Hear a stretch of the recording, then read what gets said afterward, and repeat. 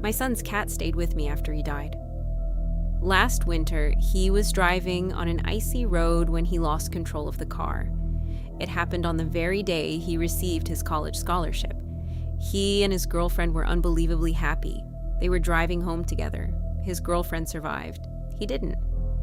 If you've never lost a child, you can't imagine that kind of grief. I didn't cry. Not at the funeral, not afterward. Something inside me froze solid.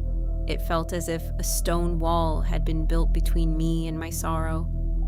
Sometimes I thought about taking the gun out from the back of my closet. A few times I actually did. I would sit in my chair and feel its weight in my hand. My son, Vinny, as his friends called him, was my whole world. I truly believed he would become famous someday. Maybe that sounds like a mother's pride talking. Maybe it is, but he had earned a music scholarship. He could have performed for presidents and world leaders. Whenever I remember him, I see him sitting at the piano, playing music for his cat. When he was 15, I promised to buy him a kitten if he kept his grades up. He chose the smallest, meanest little tabby cat in the world and named her Terry. She loved only him. She hissed and growled at everyone else who came near her, including me. She peed on his clothes, my clothes, even the beds. Saying I wanted to get rid of horrible Terry, as I called her, would be an understatement. But then, my talented son died, and suddenly, all that was left was me, horrible Terry, and a gun. I felt nothing but resentment toward the cat, but I remembered how she used to spend hours sitting on the windowsill in his bedroom while he played the piano. Back then, I thought she only sat there to watch birds and didn't care about the music at all. Now she barely lifted her head. She just lay there, as if waiting for him to walk through the door, take off his jacket, and start playing again. And beside her, on the floor, were the buttons. You've probably seen them before. Those strange buttons people buy to teach animals to talk. Ridiculous nonsense, if you ask me. What could a dog possibly say? Probably just food. Humans are supposed to command animals, not the other way around. But Vinny loved watching those videos of dogs and cats pressing buttons.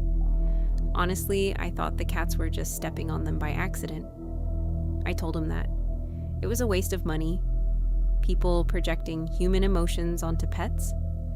A cat presses, "I love you," and suddenly everyone thinks it actually means it. Please. Cats only understand hunger and selfish desires. Still, my stubborn, dreamy son who adored his cat bought an entire set of those buttons. He pre-recorded dozens of words, but he started with only a few. Food, hugs, outside, music, mom, and Vinny. Yes, he even made buttons for himself and me, along with music, because he genuinely believed his cat enjoyed listening to him play. Terry hated the buttons. No matter how hard he tried to train her, she refused to use them. She hissed. She ran away. She wouldn't even go near them. I'm certain she knew exactly what they were for. She understood words because whenever he said, "Let's listen to music," she would go sit beside the piano and wait for him. But when it came to the buttons, she refused. Terry hated those buttons about as much as I hated Terry. Then the accident happened. Suddenly my son was gone. The house changed. It became empty. Terry changed too. She stopped eating. I didn't know how to understand her. She hissed whenever I got close. I thought I should give her away. I couldn't keep my dead son's cat. She hated me. I'll get rid of her, I thought, and then I'll kill myself too. But I couldn't bring myself to abandon my son's cat, and I couldn't shoot myself while she was still with me. So we became trapped together, me and the cat. Then one night, while I sat alone in my room thinking about the gun, I heard a recorded voice downstairs. "Vinny." I assumed it was an accident. She must have stepped on the button by mistake. Then it happened again. "Vinny? Vinny? Vinny?" I stood there listening as the cat pressed the button over and over again, and tears suddenly filled my eyes. The wall protecting me from my grief shattered. A broken sob escaped my chest. For the first time since his death, I finally cried for my son. When I calmed down enough to move, I went downstairs and saw tiny Terry sitting beside the buttons. I picked her up and whispered, "I miss him too." For the first time ever, she didn't try to bite me or escape. She only let out a soft growl. I set her down and brought her food. Then I made food for myself too. That was the beginning. Since then, I added more buttons. You see, I've never really been an animal person. Without those buttons, I couldn't understand Terry's body language, her wants, or her needs. Eventually, she started using them constantly. Training me, really. I suppose cats are capable of that. She had a button for wet food, one for dry food, a button for no, which she used whenever I gave her the wrong meal. I even added an "I love you" button from my son's collection, though I'm embarrassed to admit it, and another one for mom. Soon, I got used to hearing her press, "I love you, Vinny." "I love you, Mom." I was honestly shocked by how much she could communicate. The first time she pressed, "Mom, love you." I nearly burst into tears. I couldn't believe my eyes. It didn't seem accidental. It seemed intentional. And it happened more than once. I still never learned how to understand her body language, but I understood her through the buttons, and somehow it felt like a part of my son was still with me. Sometimes she said things that completely shattered my heart. One day she looked at me with her huge round eyes and pressed, "Vinny home." "I wish he could come home too," I told her. It was unbelievable that we were actually communicating. We could have entire conversations. I know that sounds insane. A few months earlier, I never would have believed it myself. But every time I added new buttons, she learned how to use them. One day, I asked her if she understood what happened to Vinny. She responded, "Vinny, bye-bye." I had added the bye-bye button so she would know whenever I left the house. Then she pressed, "Vinny home." I had to tell her no. "Vinny, bye-bye," I said. But stubbornly, she pressed, "Vinny home." Then walked away as if angry that I couldn't bring him back. But the reason I'm telling this story is because of what happened last week. Last Tuesday, my son Liam came to visit me. Liam is Vinny's half-brother. He's almost 10 years older and unfortunately inherited every terrible trait from his father. Every conversation with him was always the same. He begged for money, screamed at me if I refused, and disappeared the moment I gave him a loan he never intended to repay. Years ago, I stopped funding his destructive lifestyle. I never fully cut him out of my life, but I refused to let him spend time around Vinny while he was alive. The last time we spoke, Liam accused me of favoring that delicate little freak, along with other cruel things about his younger brother. I refused to repeat. When he appeared at my door that evening, he smelled like whiskey. His eyes looked wild and exhausted. Mom," he said, pulling me into a tight hug, "I'm so sorry about Vinny." The shock of hearing those words made me hug him back immediately. He came inside, sat down, and asked how I'd been doing. He seemed strangely caring. I couldn't understand why. The usual bitterness didn't appear until he heard a low growl. "That little monster is still here?" he asked, reaching toward Terry. Terry swiped at him and ran away. "Little brat?" he muttered. "Her name is Terry," I said. He laughed. "Didn't you used to call her Horrible Terry? She doesn't fight or pee on things anymore." From the living room came the sound of a button being pressed. "Bye-bye?" "She wants you to leave," I said. "She can go to hell. She's not your child." "I am." Bye. I didn't like the way he spoke about the cat. Though a few minutes later, after Terry peed in his boots, I understood his frustration a little better. I even locked her in the bedroom because I was afraid he might hurt her. Still, he seemed genuinely upset about Vinny. He even asked about Vinny's girlfriend and how she was coping after the crash. For a moment, I thought maybe he had come to reconcile with me. Maybe we could start over, like me and Terry had. Until he asked what would happen to the money Vinny had earned for college. "I haven't decided yet," I told him. I'm still trying to process everything. But he doesn't need it anymore, does he? Liam replied. And he didn't need it before either. He already had a scholarship. I could really use that money. Liam, you still have another son. Mom, he snapped, his old anger suddenly returning. Why have you always treated me like this? Even after his death, he still gets more than I do. You probably cut me out of your will too, didn't you? Of course not, I said. Fine, okay.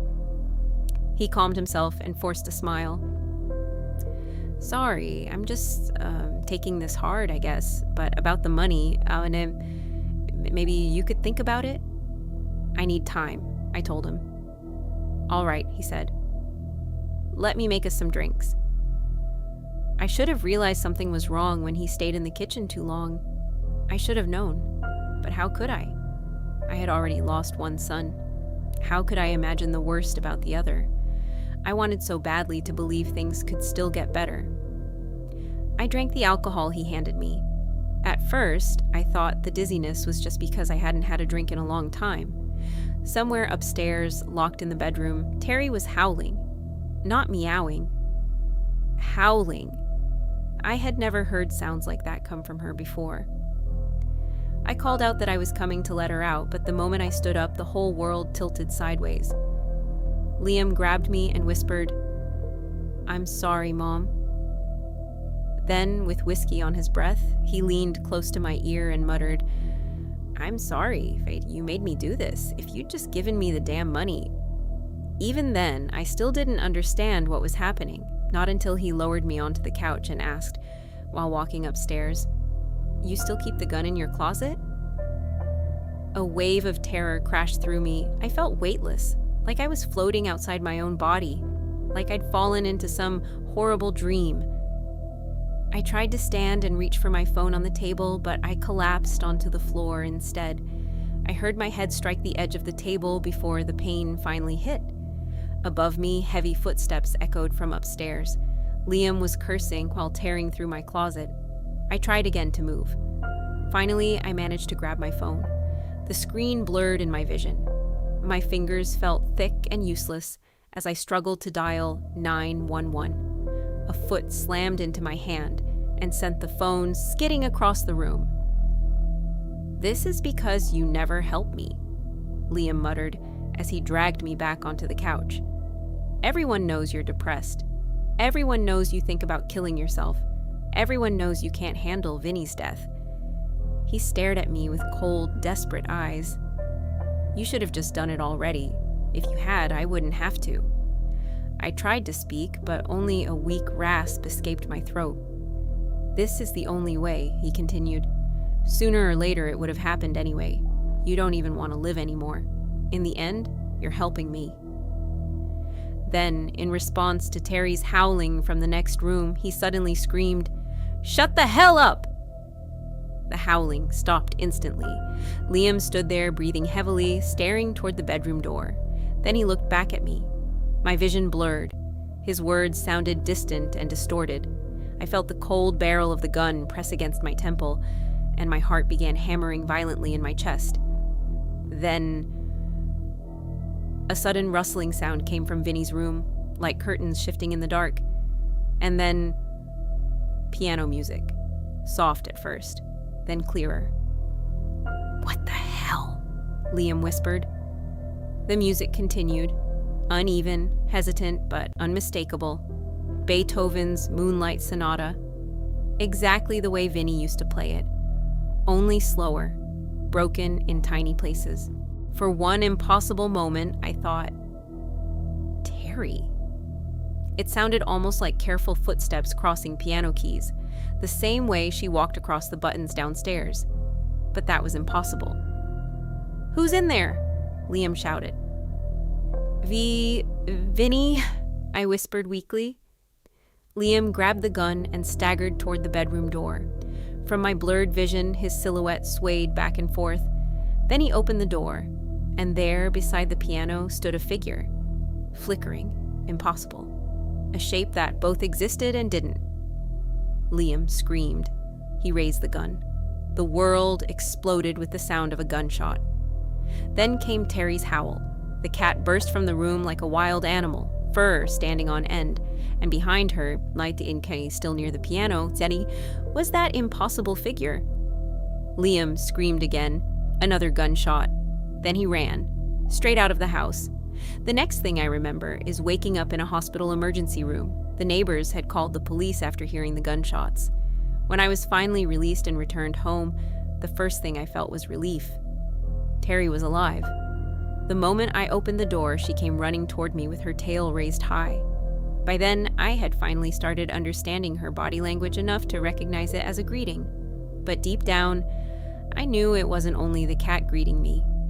Because at last, I understood something. Cats can't play the piano.